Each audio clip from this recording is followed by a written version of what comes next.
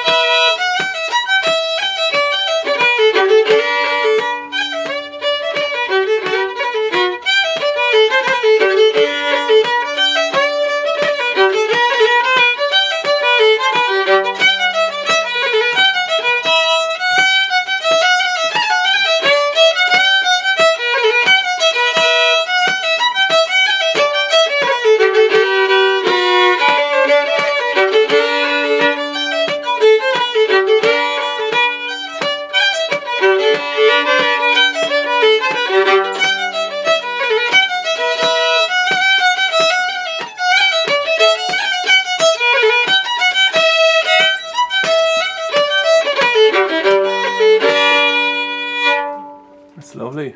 There you go. Yeah, well done. I was just wondering about that second tune. Was it a bit self-titled, because you tend to rove a lot with the archive? Well, and you are a bachelor, we assume. Oh no, I would get in trouble for the second part. On the second count, very much so. No, my wife Anna would. Oh, you're married. Would give me terrible grief about that. That wasn't composed before you met her, was it? No, the second one's an old. Well, it's an old tune to be in O'Neill's book. And Oh, lovely. So it was definitely composed All before we right. met by somebody else. All right. Listen, it's good to have you here. Thanks for having me. The burning question is, why didn't you play flute or like your mother, or concertina like your Uncle Terry? They try. Well, I suppose I didn't get the chance to try the concertina ever, apart from later on when I couldn't make head or tail of it. No, it shouldn't be said that. Well, I'm in Clare, like, not that I have anything against it. I just couldn't handle it myself. It's the logic of it, you know, Right. where the buttons were and where the notes were. But the flute, I did try, or Tara, my mum, tried to get myself and my sister, who plays the fiddle as well, tried to get us to try the flute. But Right. I don't know. The fiddle was just kind of. I don't know, to me it was more interesting, it was more fascinating. I'd probably get in trouble now with any flute players who'd be listening. Yeah. But there was Maybe more something about expressive. it, like it just Yeah. got me from the word go, and my folks never forced either instrument on either Sure. of us, but both of us ended up going for the fiddle. All right. And when did you decide, at what age did you reckon, God, fiddle has something that appeals to me? Well, I went starting playing when I was about 10, I think. So definitely would have had some basic attraction to it at that stage. Although I wasn't making very nice noises on it or much headway initially. I did classical playing for a couple of years to try to get some good habits. I see. But I was I didn't practice enough, and as soon as I left it, I forgot all the good habits. I see, right. Started up again a few years later. Okay, and who was your first teacher apart from your father or influencer?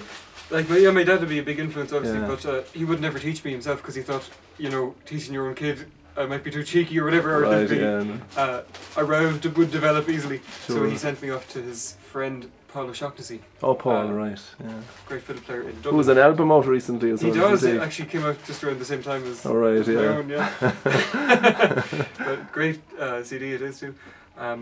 Yours is selling better in Custies though.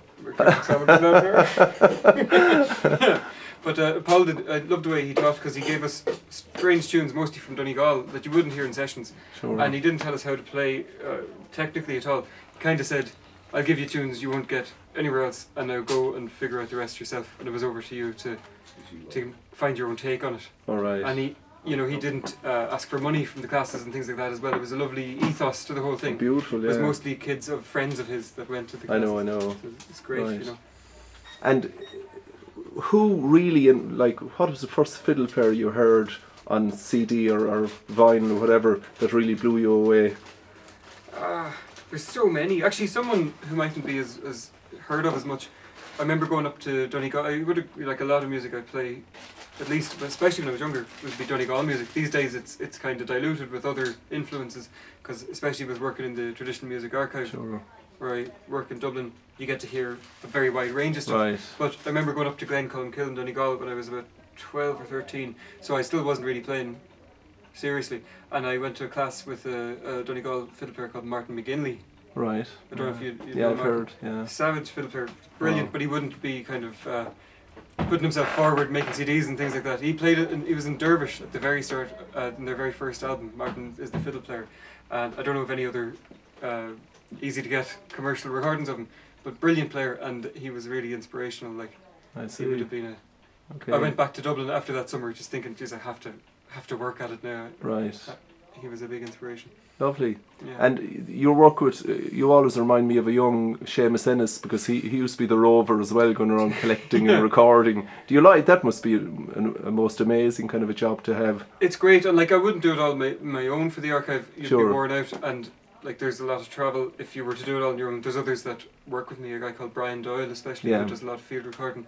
But I would a lot of the requests from organisations and things to get a recording done of an event would come through me, and I'd kind of organise it if I'm not doing it myself. Sure. And I enjoy it hugely. And on the other side of it is we have a studio in my work as well where I recorded the fiddle music CD. And actually my band Morga, we did our last CD called For the Sake of Decency. All Decency, right. We recorded it in the same studio, and there's been a few other albums done there as well. Lovely. And we do obviously more archival recordings than CDs in there.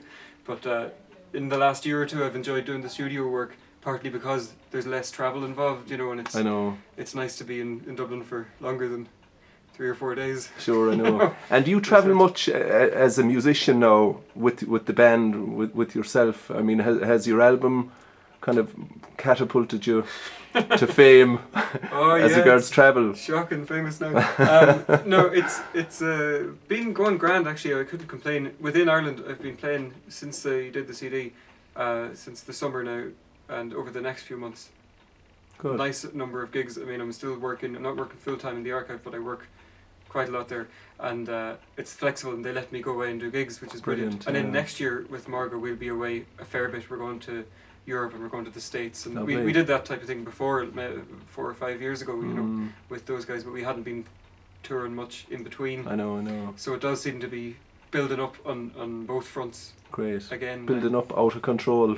Not yet, but I'm happily busy, between everything. That's good. Yeah, that's great. Look, I'm glad you found a bit of time to visit Custies, and thrilled to have you. Thanks a million for having me in. The nephew of our great friend Terry Bingham. Hopefully he won't complain with any of the playing on the video. I'm sure he won't. Thanks a lot.